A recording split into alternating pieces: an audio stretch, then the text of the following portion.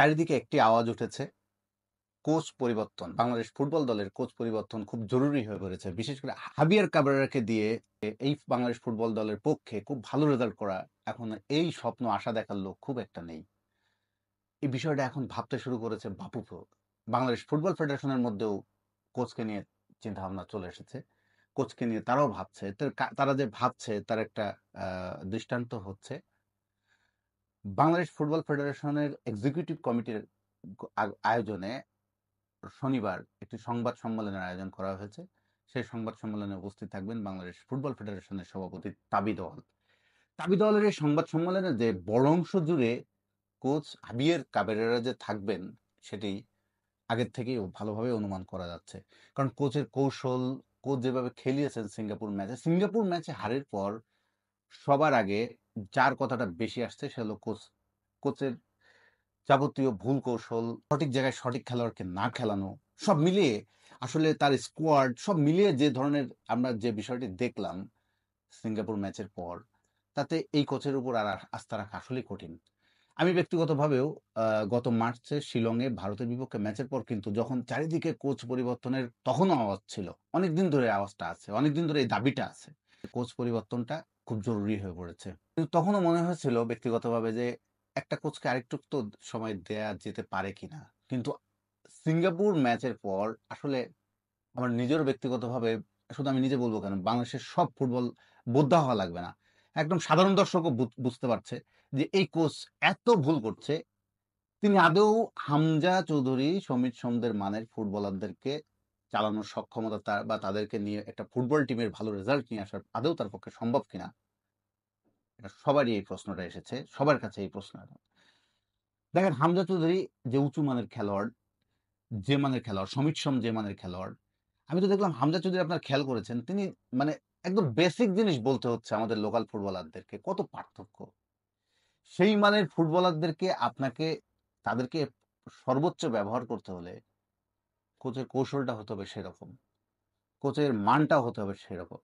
Coach হাবিয়ার কাবেরেরা, তার ক্যারিয়ারটা, তার ব্যাকগ্রাউন্ডটা আপনারা জানেন যে স্প্যানিশ একটা ক্লাব আলাভেজ, তার একটা ইয়ুথ টিম যুব একাডেমির কোচ ছিলেন তিনি বয়সভিত্তিক দলের। তারপরে ইন্ডিয়াতে তিনি গোয়া স্পোর্টিং বা স্পোর্টিং গোয়ার অ্যাসিস্ট্যান্ট কোচ, এরপরে বাংলাদেশে তার 2022 সাল থেকে আছেন। তিনি 2026 সালের 31 মার্চ যে সিঙ্গাপুরের সঙ্গে ফিরতি ম্যাচ খেলে আমাদের এফসি বাছাইটা শেষ হবে এ পর্যন্ত তার চুক্তিটা আছে। কিন্তু তার সেই চুক্তি পর্যন্ত কি আপনি বাংলাদেশ ফুটবল ফেডারেশন ওয়েট করবে? দেখুন, যা করার এখনই করতে হবে। সামনে একটা গ্যাপ আছে। এখন জুন মাস, নেক্সট উইন্ডো অক্টোবরে, তার মানে জুলাই, আগস্ট, সেপ্টেম্বর, 3 মাস একটা গ্যাপ আছে। খুব ভালো সময়, খুবই ভালো সময় একটা কোচকে খোঁজার, নতুন একজন কোচকে পাওয়ার এবং বাংলাদেশ ফুটবল ফেডারেশনের একটা সিদ্ধান্ত নেওয়ার যথেষ্ট সময় আছে হাতে। এবং সবকিছু যদি ঘটে যাওয়ার পরে কোচ চেঞ্জ করতে হয়, তাতে তো ক্ষতি বাংলাদেশের ফুটবলের। মানে অক্টোবর নভেম্বরে যে দুটি উইন্ডোতে 3টি গুরুত্বপূর্ণ ম্যাচ, এই 3টি ম্যাচেই কিন্তু ডিসাইড হয়ে যাবে অলমোস্ট। এফসি এশিয়ান কাপ বাছাই মূল পর্ব, কারা খেলবে কারা খেলবে না। ফলে এই 3টি ম্যাচে আমাদের যা করার এই 3টি ম্যাচই করতে হবে। এই 3টি ম্যাচে বাংলাদেশ ফুটবলের অনেক কিছু ঠিক হতে পারে। তো সেই গুরুত্বপূর্ণ 3টি ম্যাচের আগেও কি এই হাবিয়ার কাভারের উপর আস্থা রাখা যায়? যা করার এই গ্যাপে করতে হবে। হ্যাঁ, ক্যাবরেরাকে যদি এখন বাফুফে স্যাক করতে চায়, এই মুহূর্তে তাদের কিছু আর্থিক ক্ষতি হবে। এটা অবশ্যই কন্ট্রাক্ট ওয়াইজ তাকে আপনি অগ্রিম বিদায় করতে চাইলে, মানে নির্দিষ্ট মেয়াদ, তার নির্ধারিত মেয়াদ শেষ হওয়ার আগেই যদি তাকে বিদায় করতে হয়, তাহলে কিছু ক্ষতিপূরণ তো হবেই। তো সেই ক্ষতিপূরণ অনেক টাকাই তো খরচ হচ্ছে। এই দেখুন, সিঙ্গাপুর ম্যাচকে আয়োজন ঘিরে কম টাকায় কি কারো বাফুফের খরচ হয়েছে? কিন্তু তার বিপরীতে ব্যবসাও তো কম করেনি বাফুফে। এই সিঙ্গাপুর ম্যাচকে আয়োজন ঘিরে বহুদিন পর বাংলাদেশ ফুটবলের যে হাইপটা তৈরি হয়েছে, যে উন্মাদনাটা তৈরি হয়েছে, সেটাকে ঘিরে তো বাফুফে ব্যবসাও ভালো করেছে। এত স্পন্সর পেয়েছে। কেন স্পন্সর পেয়েছে? হামজা, সমিত সোমের মতো ভালো উঁচু মানের ফুটবলার এসেছে বলেই তো। স্পন্সর সামনেও বাফুফে পাবে, কিন্তু যদি ভালো রেজাল্টই না আনা যায়, তখন কিন্তু স্পন্সররা মুখ ফিরিয়ে নেবে। আর সেই ভালো রেজাল্ট আনতে হলে ভালো মানের ফুটবলার শুধু না, ভালো মানের কোচ লাগবেই, লাগবে। এখন ভালো মানের কোচ আনার এই সিদ্ধান্তটা নেয়ার সঠিক সময়। কারণ সামনে অনেক যথেষ্ট একটা সময় পাচ্ছে বাফুফে নিজেদেরকে পর্যালোচনা, আত্মমূল্যায়ন করার। সব শেষ হয়ে যাওয়ার পরে কোচ পরিবর্তন করে তো আসলে তখন আর কি হবে? কিন্তু এটা তো দারুণ চান্স। এত ভালো মানের ফুটবলার বাংলাদেশে আসতে যাচ্ছে। আরো অনেক ফুটবলার আগ্রহী। বাংলাদেশের বংশোদ্ভূত ফুটবলার যারা বাইরে আছে, বড় হয়েছেন বাইরের সিস্টেমে। তারা যে বাংলাদেশে এই যে আশাটা তৈরি হয়েছে ফুটবলের, এই আশাটা থাকতে বাফুফেকে সঠিক সিদ্ধান্তটা নিতে হবে। টাইম কিল করে কোচ চেঞ্জ করে লাভ নেই। টাইম থাকতেই কোচ চেঞ্জ করতে হবে। আমি বাংলাদেশ ফুটবল ফেডারেশনের অনেকের সঙ্গেই গত কিছুদিনের কথা বলেছি। তাদের সঙ্গেও কথা বলে মনে হলো আসলে কোচ নিয়ে তাদের মধ্যেও নানা ভাবনা কাজ করছে। তারাও আসলে খুব একটা স্যাটিসফাইড না কোচের পারফরম্যান্সটা নিয়ে। কোচ যেভাবে টিমটাকে রান করেছে, আর দেখুন কোচ বাংলাদেশে খুব একটা থাকেও না। এই যে খেলাটা শেষ চলে গেল, আবার সেই ওই উইন্ডো যখন শুরু হবে কিছুদিন আগে তিনি আসবেন, এসেই ওই একই মুখস্থ একটা দল দিবেন, একই কিছু তার পরিচিত কিছু খেলোয়াড়ই থাকবেন, সেই খেলোয়াড়দেরই ঘুরিয়ে ফিরিয়ে খেলাবেন। আচ্ছা ভাই, একটা স্কোয়াড দিয়েছেন 26 জনের, 3 জন গোলকিপার কেন? 26 জনের স্কোয়াডে হোমে খেলা, নিজেদের ঘরের মাঠে খেলা, মাত্র 3 জন গোলকিপার নিয়ে আমরা খেললাম।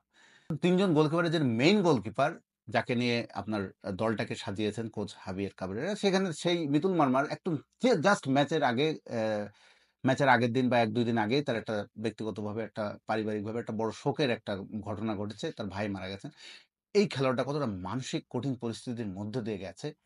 এখন আপনার হাতে আর এমনই অপশন, তিনি ওই মানসিকভাবে বিধ্বস্ত মিতুল মার্মাকে নিয়েই নামতে হচ্ছে আপনাকে। কেন আপনার হাতে আরো 1-2টা গোলকিপার থাকবে না? এই যে আনিসুর রহমান জিকোকে নিয়ে এত কথা হচ্ছে মানুষ, আমি নিজেও দেখছি আমার কনটেন্টে অনেকে কমেন্ট করছেন, জিকো কেন নেই? জিকোকে আপনি কি এই একটা বিশাল স্কোয়াডের মধ্যে রাখতে পারতেন না? তো আমি বলছি যে জাস্ট একটা উদাহরণ দিলাম যে একটা স্কোয়াডে একটা স্কোয়াড গঠনেও কত ভুল, কৌশলে কত ভুল, তারপর খেলার ধরন নিয়ে ভুল, হামজা সমিতদের মতো খেলোয়াড়দের ঠিকমতো ব্যবহার না করার ভুল, আরো অনেক ভুল বললে তো সেগুলোর লিস্ট অনেক দীর্ঘই হবে। তো একটা ভালো দিক যে বাফুফে, যেহেতু এত আলোচনা হচ্ছে, এত দাবি উঠেছে, বাফুফের মধ্যেও এটা নিশ্চয়ই তাদের মধ্যেও কথা হচ্ছে এটা নিয়ে। এবং সংবাদ সম্মেলনটা যে আয়োজন করেছে বাংলাদেশ ফুটবল ফেডারেশনের প্রেসিডেন্ট, যে সেই সংবাদ সম্মেলনে আসছেন, মূলত এসব নিয়েই হয়তো কথা হবে সেখানে, এবং নিশ্চিতভাবে সাংবাদিকেরা কোচের ভবিষ্যৎ নিয়ে প্রশ্ন করবেনই। এবং আমরা জানতে চাইবো বাফুফের সভাপতির কাছে যে কোচের ভবিষ্যৎ নিয়ে, বলে কোচকে নিয়ে তারা কি ভাবছেন।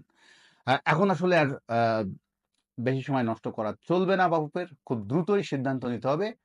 কারণ যদি আপনি নতুন কোচ আনতে চান, তাকেও কিছুটা সময় দিতে হবে, তাকেও দলকে বুঝতে দিতে হবে। তো ওই যেটা হয়, ফুটবল কোচ তো 2 ধরনের, কারো চাকরি গেছে, কারো চাকরি যাবে। তো আপনি জাস্ট ম্যাচটা হারার পরেই যদি ডিসিশন নেন, যে ধরেন আপনি নেক্সট ম্যাচে হারার পরে আপনি সিদ্ধান্ত নেন রেগে, তখন আপনি এতটা হতাশ হয়ে বলেন এই কোচ রাখবেন না। তো ঠিক এএফসি বাছাই পর্বের মাঝামাঝি পর্যায়ে কোচ চেঞ্জ করে লাভ হবে, নাকি এখন সময় থাকতে চেঞ্জ করে লাভ হবে, সেটা এখনই বাবুকে ভাবতে হবে, সিরিয়াসলি ভাবতে হবে। কাবেরার ভবিষ্যৎটা নিয়ে এখনই তাদেরকে অবশ্যই ভাবতে হবে, ভাবার যথেষ্ট সময় আছে, আমি যেটা বারবার বলছি। এখন বরং চিন্তা করতে হবে হামজা, সমিত, ফাহমেদুল, তারিক কাজী, এই যে সব খেলোয়াড়দেরকে বাংলাদেশের যারা লোকাল বা স্থানীয় ফুটবলার যারা রাকিব, এদের সঙ্গে মিক্সিং করে একটা সুন্দর দল গঠনে কোন কোচটা বেটার হবে, এই টিমের সঙ্গে কোন ধরনের কোচ বেস্ট মানিয়ে নিতে পারবে, অ্যাডজাস্ট করতে পারবে, সেই কোচের কৌশল কাজে লাগবে, সেই কোচ একটা রেজাল্ট এনে দিতে পারবে, সেইভাবে সেই চিন্তা এখনই শুরু করে দিতে হবে। এবং সেভাবে কোচ সন্ধানও শুরু করতে হবে, কোন ধরনের কোচ বাংলাদেশের জন্য একদম পারফেক্ট হয়। বিশেষ করে এখন বাংলাদেশ দলের যে পরিস্থিতি, এখন কিন্তু আগের প্রেক্ষাপট আর এখনকার বাংলাদেশ টিমের প্রেক্ষাপট সম্পূর্ণ আলাদা। কারণ এখন হচ্ছে কিছু কোয়ালিটি প্লেয়ার, মানে খুবই হাই কোয়ালিটি প্লেয়ার যুক্ত হয়েছেন, তার সঙ্গে স্থানীয় খেলোয়াড়রা, যাদের সঙ্গে তাদের একটা বেশ গ্যাপ আছে।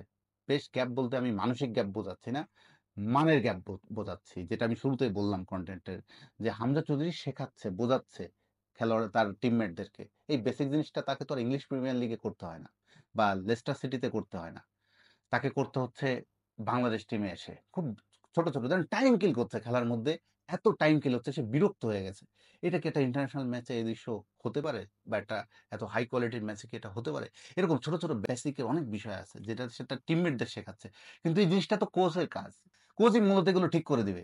বা সেই তো আসলে তার খেলোয়াড়দেরকে সেভাবেই তিনি কৌশল ঠিক করবেন, যাতে হামজাকে মাঠে খেলতে নেমে তিনি বল বানিয়ে দিবেন, তিনি গোল পাসিং এর সবকিছু করে দিবেন, আবার খেলাটাও মনে হচ্ছে টিমমেটদের শেখাতে হচ্ছে তাকে।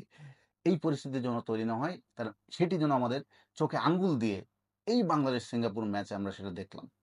এবং সেভাবে বাফুকে এখন সময় থাকতেই সঠিক সিদ্ধান্ত নিতেই হবে, নাহলে বাংলাদেশ ফুটবলের যে হাইপ, যে উন্মাদনা, যে আশাটা তৈরি হয়েছে, রেজাল্ট না আসলে এটা ধরে রাখা খুব কঠিন হয়ে যাবে।